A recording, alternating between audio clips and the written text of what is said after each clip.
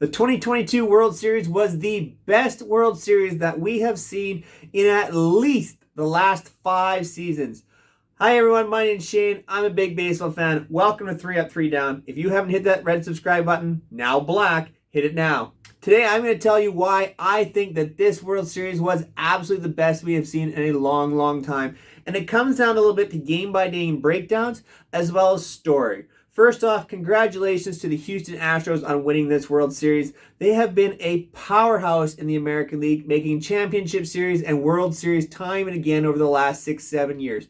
First off, I think we need to put an end to any of these scandals that still remain from the 2017 World Series with the sign stealing, the banging on the trash cans, all of that. There were only 5 Houston Astros on this team that were on that 2017 team, and 2 of them were starting pitchers, Justin Verlander and Lance McCullers Jr. We can put all of that aside because we have so much we need to talk about. First off, we have story. 2022 series is all about story and intrigue. It had some of the best players in the game, but how about manager Dusty Baker finally winning his World Series as a manager after all those playoff appearances, all those disappointments, more than 2,000 wins as a manager, to have him finally have the opportunity to claim that World Series championship as a manager. It is such a fantastic story, and big props to Dusty for hanging in there and for everything he's done for this Houston organization after that 2017 scandal. He was brought in, he did the perfect job you can imagine as a manager, weathered the storm, brought the team together, and now he's the leader of an absolutely fantastically talented team with such young potential as well. They can dominate the American League for quite a few years to come. On the flip side, we had the perfect underdog story. The Phillies. Bryce Harper, the big-time paid man, the guy that we didn't know if he'd ever really get to this opportunity to play in the World Series, leaving Washington to come to Philadelphia, getting paid all that money, but he really shone through the playoffs in the big moment. He didn't really have the opportunities in the World Series to really leave his mark because of the way he was pitched and pitched around, working those walks, taking his hits when he could. But it really was such a fantastic underdog story. And it was really important to see starting pitching back in the game. Zack Wheeler and Aaron Nola did absolutely everything they could for this Phillies team through the playoffs. Ranger Suarez was fantastic when he had his opportunities to start, coming out of the bullpen to shut it down in game 1. Absolutely incredible. When you break the series down game by game, it is such a fantastic series with all these different ins and outs. And that's what I really want to get into today because it is incredible. This series started off fantastic with game 1. The Houston Astros jumped up that 5-0 lead off of starter Aaron Nola. And then the Phillies came back with 5 of their own off of Justin Verlander, of all people. Yes, he's had his struggles in the World Series over the past, but wow, what a comeback that was. What a fantastic game 1 then. The bullpen's locking it down all the way through to the 10th inning.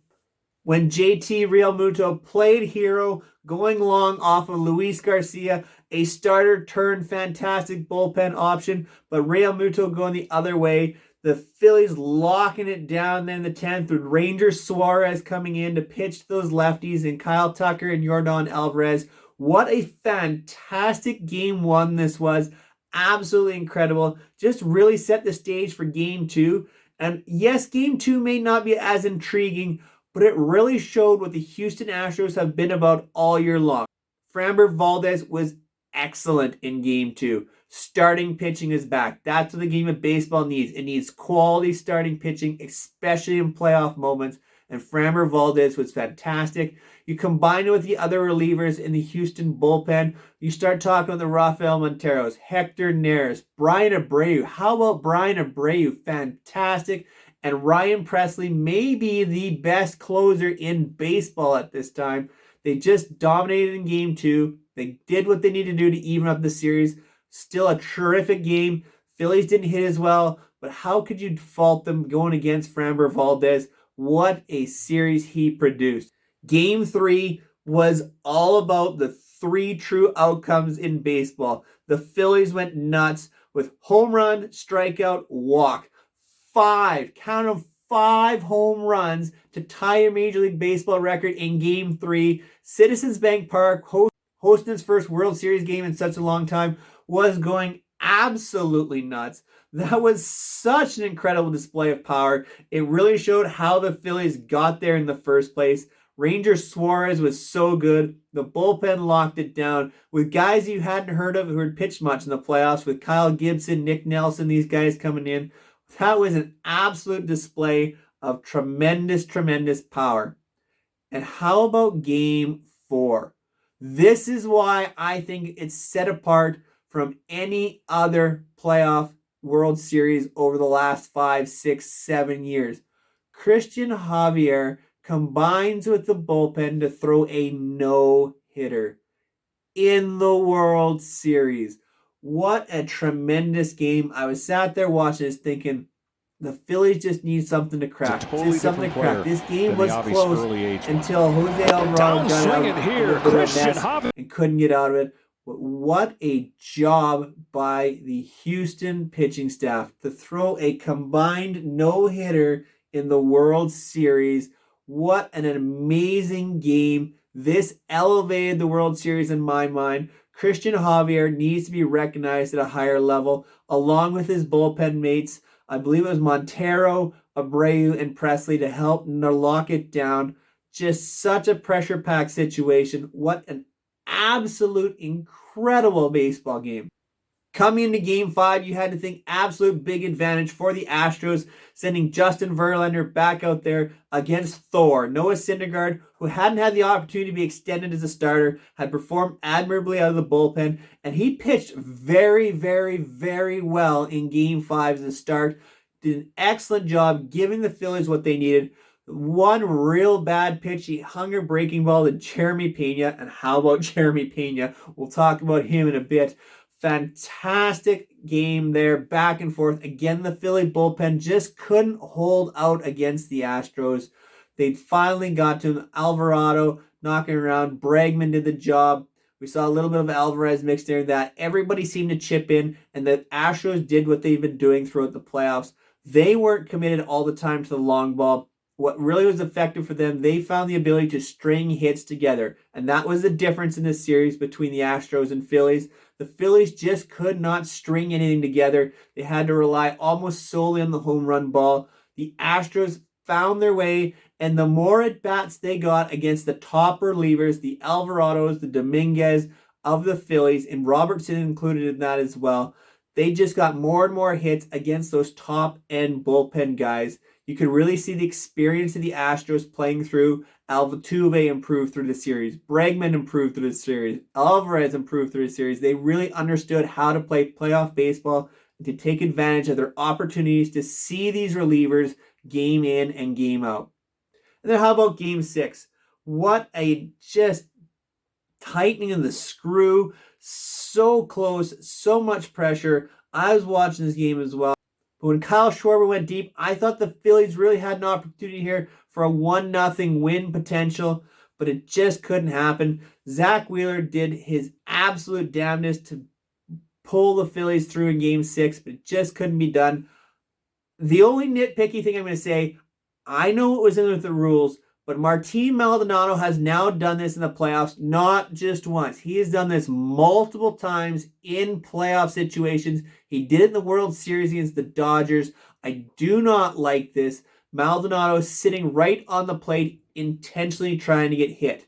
Now, is it within the rules? Yes, absolutely. But he was very lucky. His movement in and catching the ball against his side allowed him to move to first base. I really, really don't like this. It's a bad look, especially considering you look at the overheads. We see Maldonado is so far off the plate when he's hitting. He had no intention of swinging the bat. He had every intention to get hit by pitch, and unfortunately, Zach Wheeler did so. And it really turned the momentum of the game. Did not like that feature. But other than that, Game 6, absolutely incredible. And how about the absolute moonshot from Yordan Alvarez? 450, dead center. The absolute incredible power. You knew as soon as it left the bat, that thing was gone. And more importantly, you knew the series was over. Yordan launched that bomb, and that was that. We knew the Astros were going to claim the World Series. And as well they should. What a fantastic season they've had. They have an incredible top of the lineup. Their 1 through 6 hitters are absolutely incredible. They got some real inspirational play from guys like Chas McCormick in the bottom of the order. Martin Maldonado was better this playoffs as well. He hit the ball well, and he is a fantastic defensive catcher. Nothing against Maldonado, just didn't like what he pulled there in the World Series. But the guy we need to talk about, Jeremy Pena, World Series MVP, a rookie shortstop, wins World Series MVP. I'm telling you, the sky is the limit for this guy. He improved through with the bat all the way through this year. His defense was top-notch the entire way through. This kid is going to be a stud. There's a reason why the Astros are so good. They can lose the likes of George Springer, Garrett Cole, and Carlos Correa, and they have guys to replace them with. They understand how to develop talent. I think this just may be a video of itself coming out of why the Astros are so effective. But I'm telling you guys, I am so excited to watch this World Series. The Astro powerhouse, the Philly underdog, but with guys like Harper and Wheeler and real talent on both sides, I think 2022 was the best World Series in a long, long time. If you agree with me, make sure you hit a like down below or leave a comment. I greatly appreciate all the support that's been coming here from 3 Up, 3 Down. There's going to be all kinds of off-season content, so make sure you are subscribed to the channel so you're notified every time I upload a new video. And we've been playing around. We've been uploading some YouTube shorts as well, so make sure you check some of those out. They'll be coming out next week. I'll be doing some award shorts for that, so all kinds of content from 3 Up, 3 Down. Thank you for making it all the way to the video. I greatly appreciate all the support all season. If you're looking for something to check out right now, go check out my playoff prediction video and see just how well I did through the playoffs. Take care, everyone.